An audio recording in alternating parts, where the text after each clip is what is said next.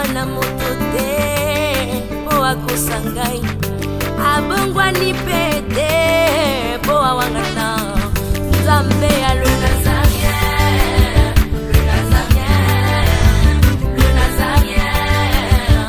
David Nazamba ayebana kitoko koma mokondima atako babakolaki mafuta na mosakolima lelo yayo bolingo ebateli le Nazarien lipamboli oyo emonanaka te mpeni mama kantelobi kolapie mapapu masopi mafuta tokokisi ena elongo na nzambe oyo babenga na makomi Jésus.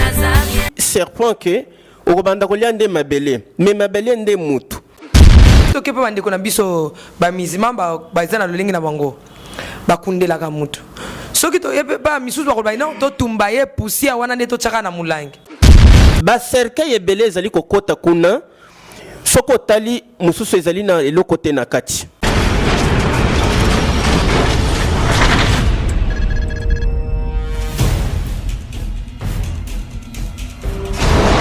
Pour vos annonces, vos prédications, vos clips, vos vidéos et autres, il y a qu'une seule adresse. N'hésitez pas à taper www.lesnazarins.com. En ces jours, nous sommes en pleine promotion. Extra matraquage. Olingi promotion ya produit na yo eba na monde entier. Olingi actualité, Olingi visibilité. Contactez les Nazarins. 100% chrétien, toujours vos amis.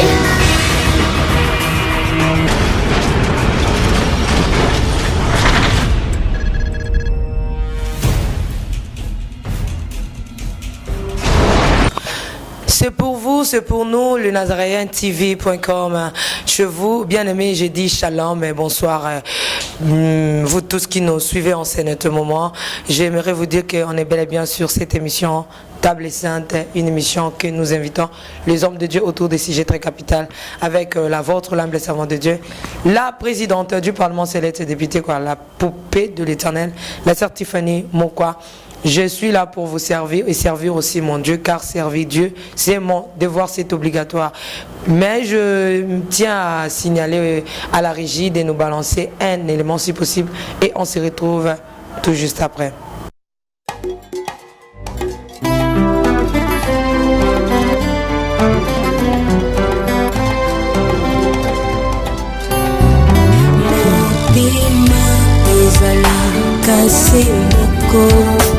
Bapesaka na moto yo lingi ngana nzima na pesa na masia wazali kitambo kati ya motema ezali ya moto ya oyo moto ekoki kopesa na bonzambe na yo na langwe bolingo na yo elobisinga oyo zali ponanga Nathalie solo ya bato te kasi monene na yo Marcia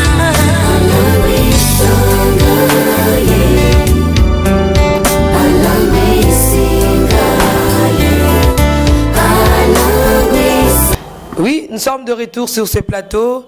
J'annonce que je reçois aujourd'hui pour vous un prophète, il s'appelle le prophète Meshach. Tous en astige moko ya malamu eko pambola libota bana na nzambe tokolobela. Mais yambo na pesa sujet ya mokola lelo, je salue un peu l'homme de Dieu. Je dis shalom, bonjour, bonsoir l'homme de Dieu. Shalom maman. Bonne santé. Qui m'est par la grâce de Dieu. Ba ndeko bazolanda yo papa Meshach liloba et puis au mitali samalamu ipana bango o yelbiso lo lenge nini o pesa bandeko mbote bisika bazolanda yo. Na pesi libota nyonso bana na nzambe mbote na kombo na Yesu Kristo mokonzi na biso nyonso na pesi bino shalom na kombo na Yesu. Amen, amen. Merci prophète Meshach. Tokoti déjà na mama likamna biso oyo thème ezali biso après la mort le pouvoir des cimetières. Après la mort le pouvoir des cimetières. Prophète oyo ki thème ezali lengeni. Salinga diki diki. tanga nazolo ba diki ezana ndenge ya nzoto te me na ndenge ya molimo. Après la mort makambo ezali ebele po tozomona ke kufa nde eloko ezali kotungisa bato ebele na sa mwese ndenge tozotambola boye. Nayebi ke meme ndoki soki azoloka mutu, soki mutu ayini mutu, objectif eza kaka moko yake mutu akufa. Toloba soki mutu aza na komba bayini na ye bazali ebele, bayini wana bazali lokola ba fourmi. Ba fourmi baye ebele bamoni mukuwa eza na mwa musunya, bakoya ebele ti bakolia musunya so musunya esili etikali mukuwa yango moko bakokenda kobenga siko ba fourmi mususu ya mitu ya rouge. Bakoya siko pete babenda mukuwa na bakotisa ngo na mabele. Ndendenga pe biso bato vi oto zo traverser na se amwese ezali nde bongo. Bando ki batoyo bazali ko combattre biso, bango bazana pose ya konuire vi na biso ya bonzambe. Soki ke siko batiki biso bato pamba après bakosala effort ya koboma biso kokotisa biso na se ya mabele. Liwa etangami pona mutu nyonso. Nakoki kolobeloko moko ya kotalisa ke Nzamba lobaki na nyoka ke banda mukolo lelo yoko banda kolia mabele. Alobi na Adam ke yo ozali mabele. Etalisami ke Nzamba yebisi serpent ke okobanda kolia nde mabele, mais mabele nde mutu. Or que au commencement na Genèse chapitre 1 28 ezali kotalisa biso Nzamba zoloba toloba asungaki Adam. Nzamba salaki mutu mais apesaki Adam cadeau oyo apesaki ezalaki nde jardin alukelaki ye musala. Mais sikoyo Nzambe wana ye koloba na Adam ke soyez féconds, multipliez-vous, remplissez la terre. Mais bato ebele baye koyoka kete ndenge Nzamba lobi bongo il faut ko bala base ebele kobota bana ebele kotondisa mokili mobimba. Toloba soki ozana makoki te obali kaka base ebele oboti na yo bana ebele welisi kobota bana ebele me ata vie ezali malonga te oboti na yo kaka bana ebele bana wana banyoko makaka. Or que ezalaki bongo te sur le plan spirituel ezali kotalisa make ndenge Nzamba lobaki na nyoka ke yoko banda kolia mabele ayebisi Adam ke yo ozali mabele okozonga na mabele po uchikuna. E mwani semike nyoka biso nde tokomi bilia ya nyoka. Pwete mutu na se amwese azala bilia ya nyoka te esengeli ko remplize mabele o biso tozali mabele toza terre. To remplize mabele oyo na parole de Dieu. Liloba na Nzambe soki koti na kati ya mabele oyo nzoto ekozala intouchable pas serpent. Ekozala intouchable et pas ya ndoki o azali ko combattre bomoi na yo. Bon, nalingi kolobele mingi tema na biso pona liwa o etali liwa. Nayebi mama ezana bato ebele bazali komona liwa ndenge ezali kosalema na kati ya Afrique na mboka na biso awa na Afrique. Lolenge bato bazali kokufa ezana bokeseni makasi par rapport ya ndenge bato bazokufa na mboka mpaya. Na mboka mindele kuna lolenge bato bazokufa na ndenge bazokufa na Afrique bokeseni ezali. Nazo yebeloko moko Satan azwaki occasion ndenge Nzamba lobaki na serpent ke okobanda kolia mabele. Ayebisi mutu ke yo ozali mabele. Eza pasi pona komona nyoka oyo a vivre kaka na kolia mabele na kati ya Afrika ao eza mwa pasi pona komona yango. Etalisami ke bilia ya serpent ezali nde biso batu. Mais toye komona ke eza na molimo moko ezali ko circuler na kati ya Afrika. Makasi ezali ko régner ezali molimo wana ya larve. Esprit de mort ezali esprit oyo ezotelemela mabote ebele bakimeli epa na Nzambe tango bamoni ke bundoki yango ezali kolanda biso moya kosala autrement ezali tende akimeli epa na Nzambe. nde mutu andimeli Christ musungi pe mobikisi na ye po amoni ke koto e moyen zate soki kete na pikle esika moko na kokufa na kati ya Afrique nde tozomona buzobe ebele baarbinos eza kaka na kati ya Afrique na mikili ya poto komona arbinos te arbinos eza na kati ya Afrique ndundu ezala ba léopard soko mona yango na poto yebeke te bazwaka yango na Afrique to bezali kotalisa ke lolenge liwa ezali koleka kaka awa na Afrique bundoki makasi ezali na kati ya Afrique meme Yesu pe bakimelaki na Egypte Yesu akenda komona bundoki ya liboso ezalaki nde na Egypte eza na kati ya Afrique to etalisami ke bundoki makasi eza na kati ya Afrique misala mabe to Satan azali kosala misala ya mabe makasi na kati ya Afrique nde liwa ndenge tozali komona ndenge ezali kosalema awa na Afrique bato bazokufa mingi par rapport ya mboka mipaya lokola mindele kuna liwa ezali ndenge tozomonela yango awa te. Est-ce que ko poser une question maman? Ah. Merci papa Meshak. Nangina tu nayo tolobi bien thème c'est après la mort. Okay. C'est pas avant la mort. Après la mort. Nous savons que après liwa et sili nzoto ya mutu ezalaka nini après la mort. Tout le monde va sous bazana manière ya ko traiter nzoto ya mutu après la mort. Ce qui tokepe bande ko na biso ba mizima ba bazana lolengi na bango. Ba kundela ka mutu. Soki to yebe ba misusu ba kolba non to tumbaye poussière wana ne to chaka na mulangi mususu ponzo teze so eloko te mususu alobia so mta kufi to zoka libaya moko to kanyata saki to kundaye après la mort ozo wila nanga papa Meshak réponse ezaka na bibebo na lobi boye okomisinga esika na sepelaki okoma omoni ke na Afrique na yebi nazo yebe loko moko potang tozoloba pona liwa tozomona mabele tozomona ke soki mutu akufi awa akokokisa mobeko oyo nzamba alobaki ke outi na mabele okozonga na mabele mais tant tozoloba pona liwa tozomona mabele en tout cas nakokota na mozindo po ete bana na nzambe bayeba comprendre nini ezali koleka na kati ya Afrique tango nzamba alobi na nyoka ke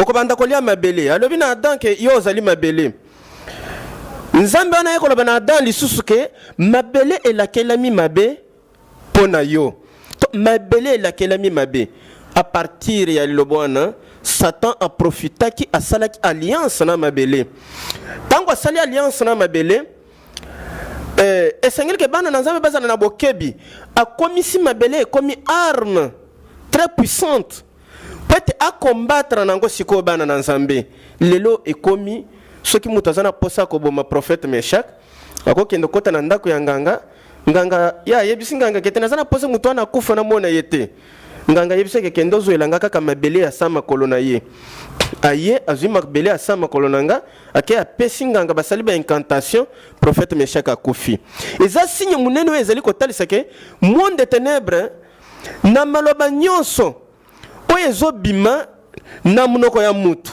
liloba eza na puissance makasi liloba oyo bima na munoko na nzambe moko yake mabele lakelami mabe likolo na yo mutu pona masumu oyo wuti kosala Satan profitaki asalaki alliance na mabele siko bato ebele ba hébreu na tango wana ezala na Egypte ba égyptien ezalaki soki mutu aboti esengeli ke bakamata placetan bakunda yango na sa mabele emonani ke mwana oyo abotami bakei sikoyo ko pesi identité ya mwana wana na mabele sikoyo bakundi placetan na mabele à partir ya placetan ezokundama na mabele nde Satan azozwa sikoyo nzela sikoyo Satan azwi nzela sikoyo mpona kokota na vie ya mwana wana oyo abotami po ete akomisa ye bilia na ye.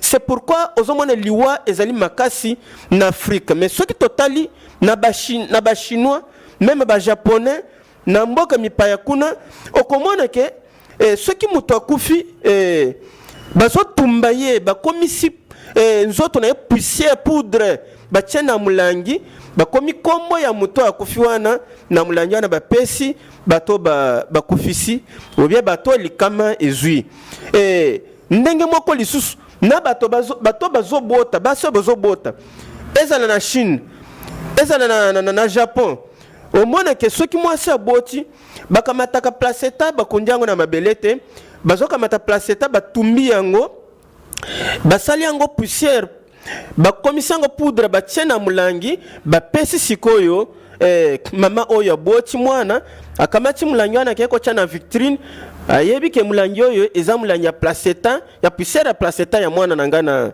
me bashino wana nzambe oyo bango bazosambela eza nzambe oyo biso toyebi te me soki botali eza na chino moko tatikali kokufela awa na Afrika maladi me epana bango bazali ebele bakufaka pampamba maladi ya pampamba te me biso na Afrika liwa ezali makasi pona kotala ke likambo na tango ya kala esalemaki Satan ayibaki vision ya mwana moko na nzela ya mabele lisusu po likambo ebanda kala me tango mwana wana akomi aveugle na Bible bazotalisa kombona ke aveugle de naissance me tango akomi minga mbali akutani na Yesu na nzela Yesu atunike ulingi na selelo nini ya alobi kete na lingi na mona me Yesu azalaki na makoki azana pouvoir ya kolobaka liloba moko avec le misu efungwami Yesu azali na makoki ya kofule kaka mpepe na misu mbala moko vision comme clair me Yesu nenga yebaki ke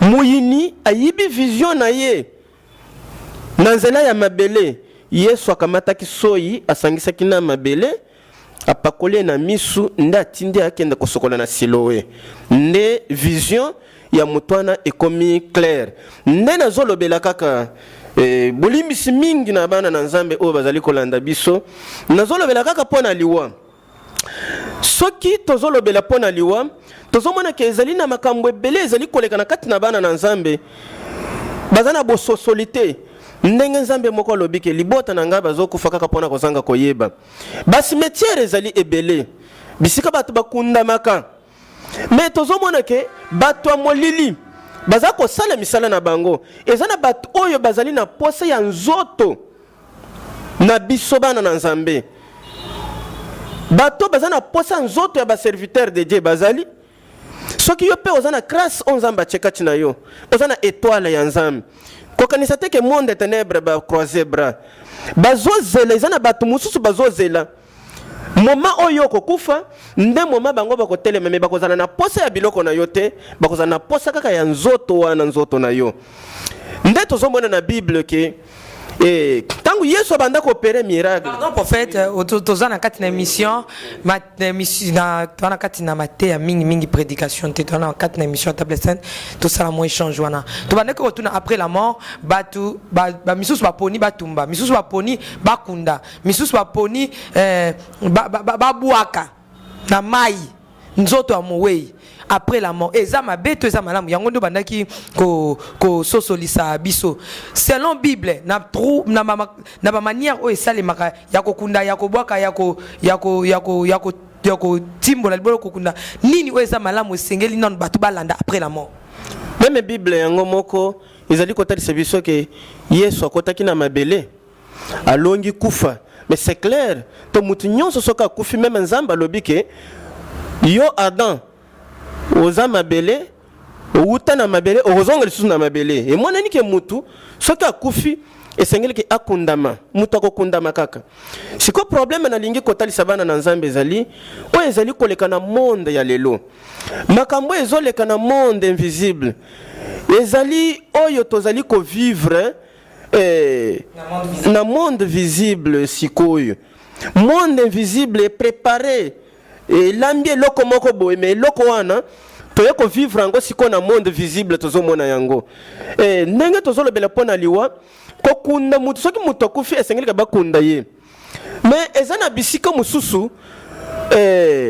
oyo esengeli kokunda mwana na nzambe te oyo esengeli kokunda mutu azana étoile ya nzambe te po monde ténèbre bayebi kombo ya bato bazana grâce ya nzambe na Afrique ezala na Congo awa monde ténèbre eyebi ba serviteur de Dieu minene ba bazana grâce ya nzambe monde ténèbre eyebi bato bazana étoile ya nzambe monde ténèbre eyebi bango c'est pourquoi monaka mutu mususu soki akoki kobela awa ke poto akeko zuwa traitement kuna abiki na ye mais soki akoti na hôpital oyo ezali na mboka na ye soki azali mokonzi moko bo azana étoile ya nzambe mbala moko liste na bango eyebani kaka kokota zokota mbala moko eyebani na monde ténèbre ke songolo pakala kotya ndenge tozoloba boye bakosala effort pete balalisa mutu wana na se akota na sa mabele nda yango tozomona ke eza na bisika mosusu oyo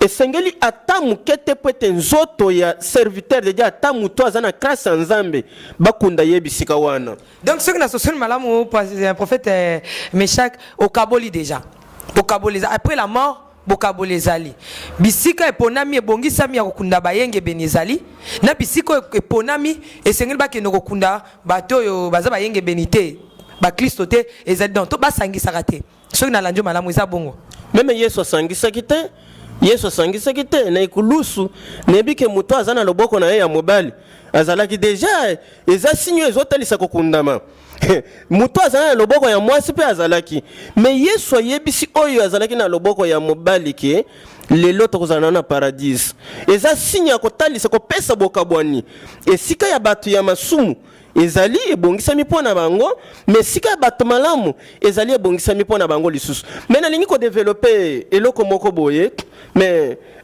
na banzi peut-être na koya ko bungisa conduite ndenge tozoloba pona bisika bana na nzambe bazali ko kundama na yebi ke mutu azali mabele Bible ezotalisa biso bongo même ba déplacer ka cimetière oyebi yango cimetière ba déplaçaka yango ba déplaçaka cimetière na lolenge nini cimetière bakoki kolongola yango awa na komina Kinshasa bake ko chango na Kinkole kuna bakolongola yango ndenge nini bakolongola cimetière ezali bazokende kozwa nde mabele wana bisika bakundi batu wana bake kozwa mabele bazwi mabele wana bache yango esika moko bake ko bwaka yango na Kinkole so babwaki mabele wana na Kinkole batu oyo bakolala esika bazala kokunda esika balongoli cimetière ata batongi bandako bakosala mabulo awese bakomona mikuwa ezobima mais problème ya mabe ekoyela mutu moko te basonja mabe ekoyela mutu moko te mais esika bake kobwaka mabele bato bazali esika wana nde bando bakozala na bamenasa sikoyo basonja mabe ya bitumba ya bambwa nde kobanda komonisa makona eza sinyi ya kotalisa ke mutu nde mabele so mutu akufi toloba soka koti azana devoir kaka ya kokota mabele même ata batike boy nzoto ekopola ekokoma kaka mabele nde sikoyo zomona ke ezana bayini na biso sokota na ba cimetière ebele oyo ekomi kosala ba cercueil ebele ezali kokota kuna sokotali mususu ezali na eloko te na kati oh na ndenge ni prophète Meshach mususu okotala na kati eloko ezali te ezali koloba ke monde ténèbre zana posa ya bato oyo bazana étoile ya bien mutu aliboma bakozala na problème te na monde ténèbre poto moni bato maboma bazolia biloko ya salite komela mai ya salite bakufaka microbe te mais mutu ya mayele nde monde ténèbre elukaka mais tangu siko mutu azana mayele azana grâce nzambe akeya kundami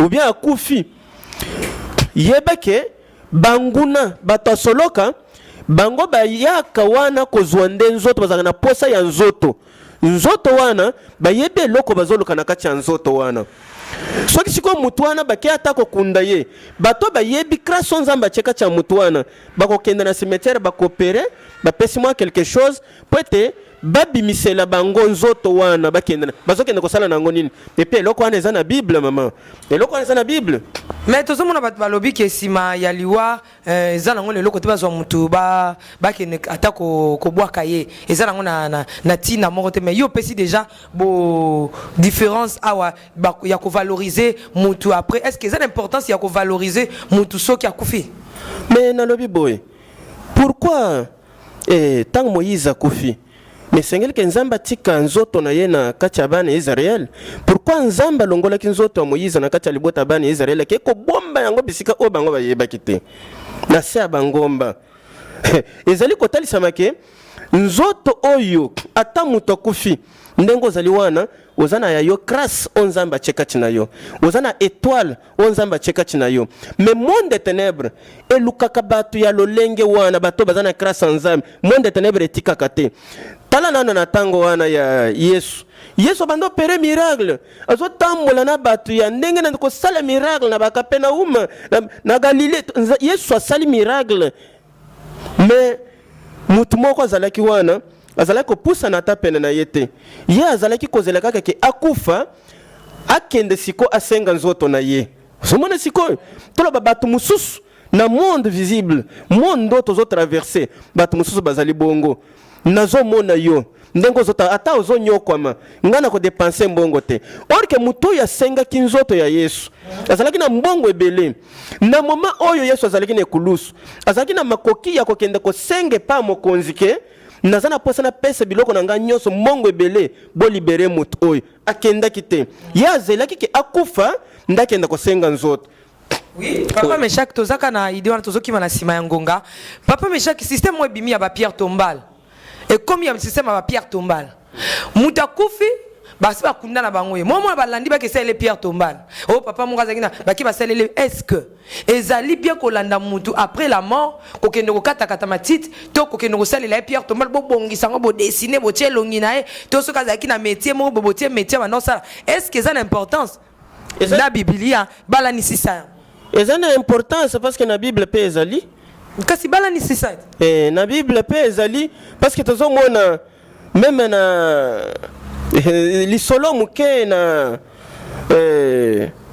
ya Paul apôtre Paul akendaki bisika moko bo ezaki na cimetière ba père tombale ezalaki na Bible pe ezali même bisika ebele bana na Nzambe bazaka kotambola même Abraham tolo bisika ebele bazaka kokundama basinya bazaka kosala elembo eloko wana na Bible ezali mais après la mort kozonga kokende susu kotala to pe kotia elembo moko na kundama wei eza na l'importance kotia elembo oto mona ki atako Yesu na Biblia nazomona Yesu akufi si malango ba mari bazonga ki po ba kendo ko pomper parfait na cimetière ya Yesu Kristo wana nga na moni yango na Biblia ke Yesu asa kufa ba kundie mais batu na bomo ba ke ko landa après po batia malasi na nzoto na ye mais lelo tozomona muta kufi batu ba ke basa pierre tombale batu bazoboya balingi te yango mpita yo tuna mo sena Nzambe mabe to malamu expliquer yango na te ezali mabete okenda ko sala pierre tombale ezali mabete eza na Bible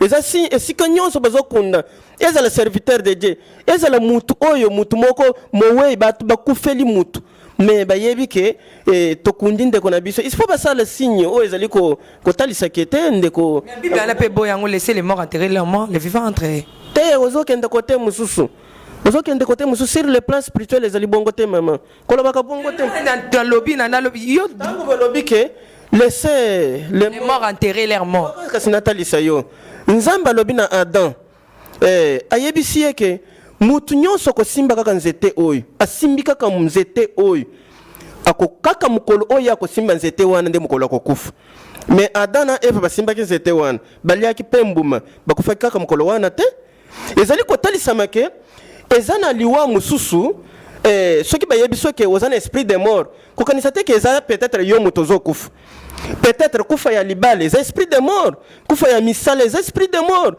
kufa eza na lolenge ebele mais tango balobi ke il faut kotika bakufi bamikunda bango na bango ezali kosabote nzoto ya mutu oyo ebeli na kashe malamu te eza problème yake kotika bato asoloka bandoki mpo na Bible baza na courte vie makomi ezotalisa ke kosepela te ndoki azala na vie azala en vie toloba ezali kotalisa ke na Bible baza na courte vie baza na longue vie te ozomona sikoyo mais ya koloba ke il faut kosabote nzoto ya mutu na ndenge olobeli wana ezali bongo te na Bible te papa eza te ngam na sabote yango te na interpréter eza oyo ezolobama yeba pe Bible mosana Nzambe wa mosana Nzambe yebi ke liloba Nzambe toteyaka yango d'une manière prophétique d'une manière évangélique d'une manière tozana quatre manières liloba na Nzambe te amaka yo expliquer yango na ndenge prophétique mais tolongo wana tokatisa likambo ye na Kinshasa lelo likambo ya siksa ba cimetière tozala ki bakunda batuna ndenge meteke te ndenge susu te ko mingi ngolo yelongo ngolo ko misuso donc on se moque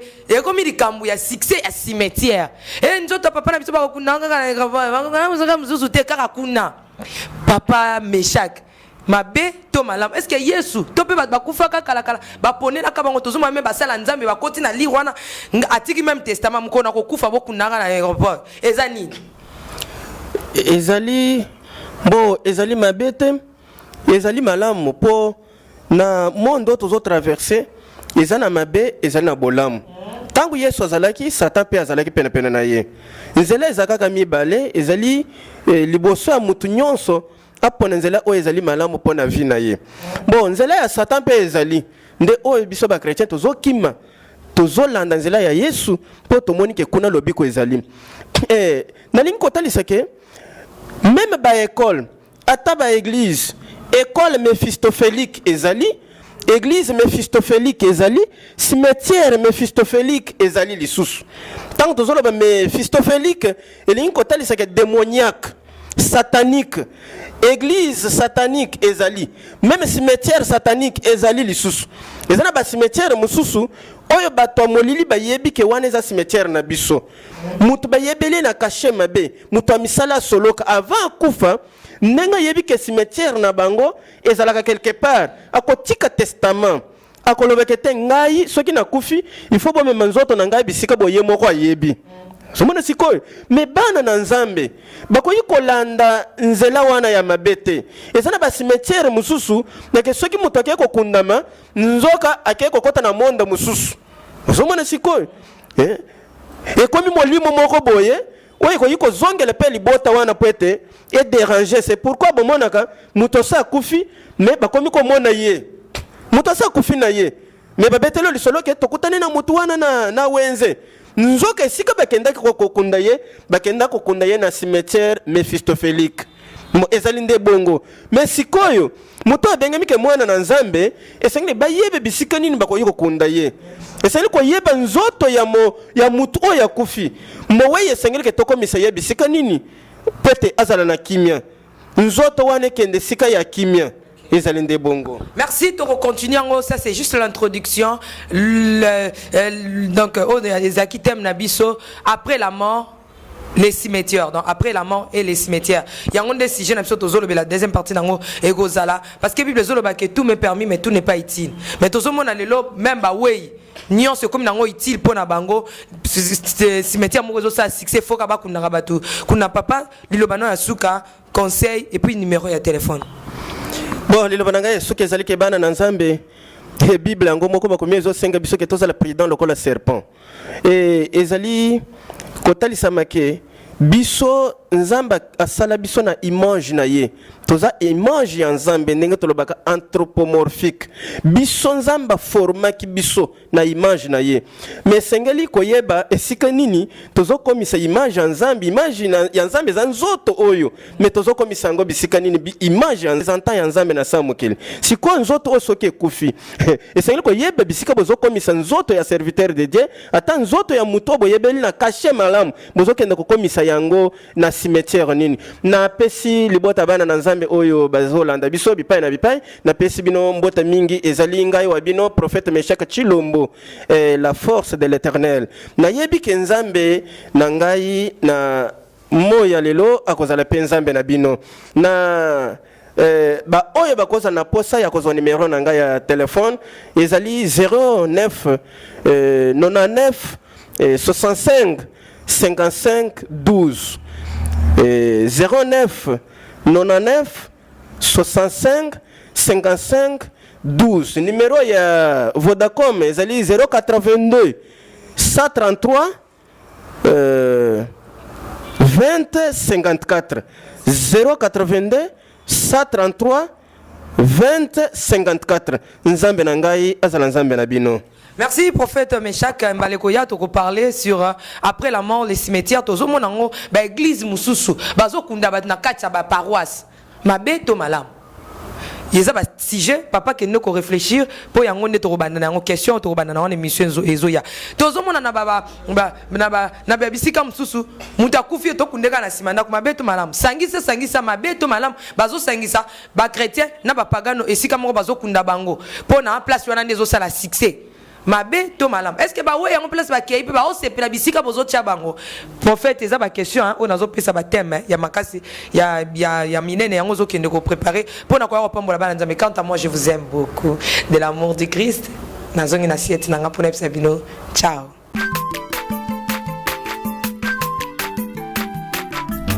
Aza mwana moto te po akosa ngai abongwani pete po awangana nzambe alona